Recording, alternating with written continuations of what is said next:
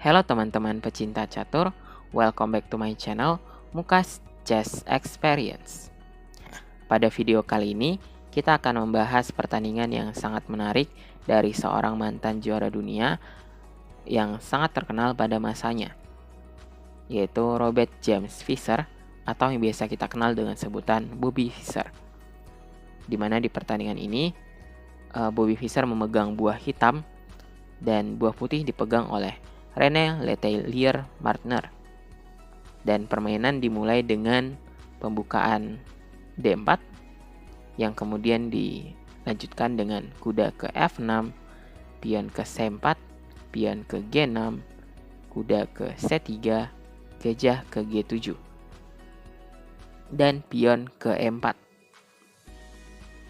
Dan kita mendapatkan pembukaan King's Indian Defense di sini yang memang merupakan pembukaan favorit dari Bobby Fischer.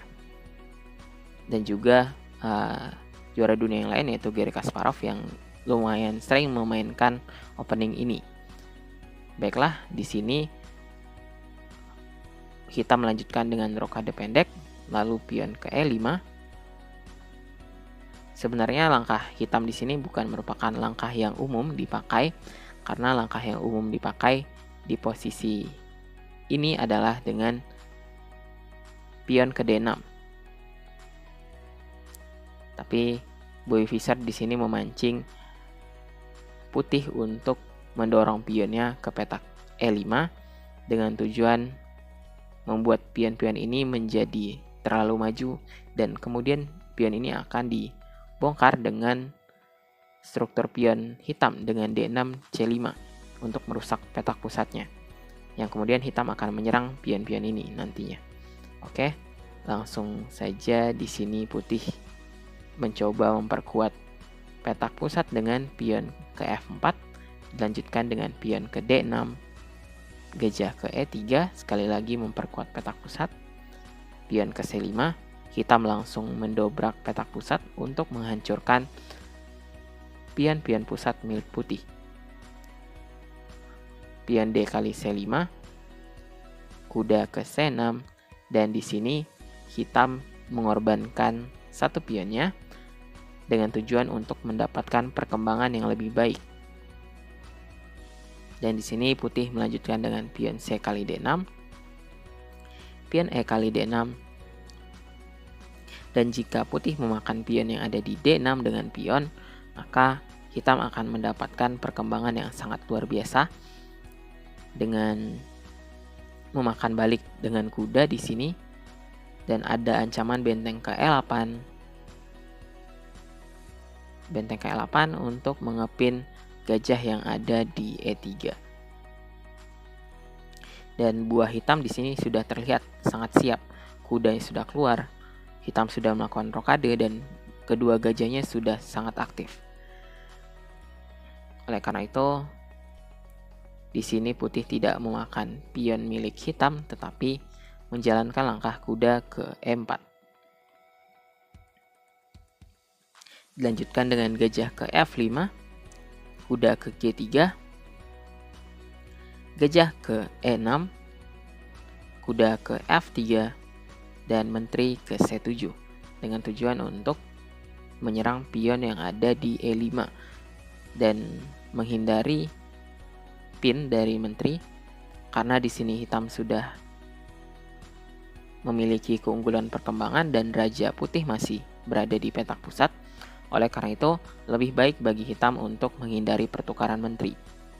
Oke, di sini putih melanjutkan dengan menteri ke B1, pion D kali E5, dan di sini putih melanjutkan dengan pion ke F5. Tapi hitam di sini tidak memakan pion yang ada di F5 dan melanjutkan permainan dengan pion ke E4, mengancam balik kuda yang ada di F3, dan putih memakan gajah yang ada di E6, lalu hitam memakan balik kuda yang ada di F3, pion G kali F3, dan pion ke F5. Langkah pion ke F5 di sini untuk mencegah kuda putih duduk di petak E4. dan ada ancaman pion ke F4 di langkah selanjutnya. Oleh karena itu, putih melanjutkan dengan pion ke F4. Dilanjutkan dengan kuda ke F6 untuk mengaktifkan kuda, gajah ke E2, benteng F ke E8, raja ke F2, benteng kali E6, benteng ke E1, benteng A ke E8 mengaktifkan benteng dan menyerang gajah yang ada di E3. Lalu putih di sini melanjutkan dengan gajah ke F3. Dilanjutkan oleh hitam dengan sebuah langkah yang sangat luar biasa di sini. Dan apakah teman-teman bisa menebak langkah apa yang menjadi pilihan hitam di posisi ini? Ini merupakan langkah spesial dari seorang Bobby Fischer.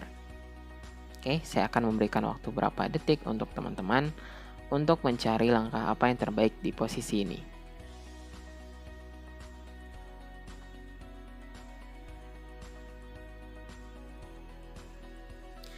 Oke, baiklah. Selamat untuk teman-teman yang berhasil menemukan langkahnya.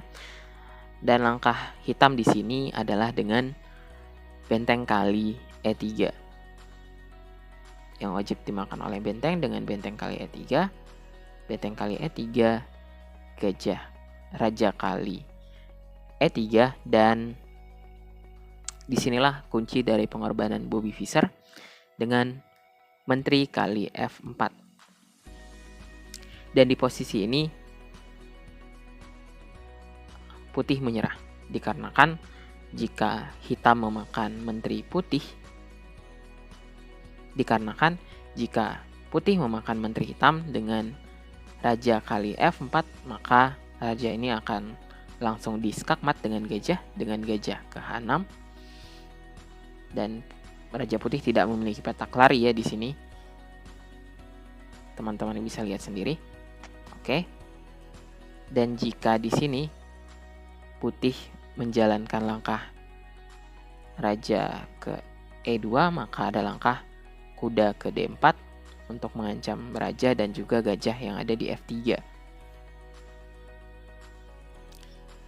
Jika raja ke F2, maka di sini ada langkah kuda ke G4, dan setelah raja ke G2, kuda ke E3 skak, raja ke F2, kuda ke D4 mengancam gajah yang ada di F3, dan gajah ini tidak memiliki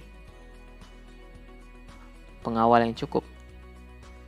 Putih akan sangat kesulitan untuk mengawal gajah ini. Sebagai contoh, di sini jika putih menjalankan langkah menteri H1 untuk mengawal gajah yang ada di F3, maka hitam akan menjalankan kuda ke G4. Dan raja ini tidak bisa lari ke petak G2 karena ada menteri kali F3. Jika putih menjalankan raja ke F1, tentu saja di sini hitam tidak memakan gajah dengan menteri tetapi makan dengan kuda, karena posisi raja putih sangat-sangat berbahaya. Dan tentu saja di posisi ini putih akan menyerah ya. Oke, baiklah teman-teman. Itulah partai dari seorang Robert James Fischer dengan pengorbanan menteri dan kedua bentengnya. Semoga partai ini dapat menghibur teman-teman dan menjadi pelajaran yang baik untuk kita. Baiklah teman-teman, mungkin sekian video kali ini. Jika teman-teman menyukai video seperti ini, jangan lupa untuk like, komen, dan subscribe agar channel ini bisa berkembang dan semakin lebih baik lagi. Baiklah, thank you for watching dan sampai jumpa di video selanjutnya.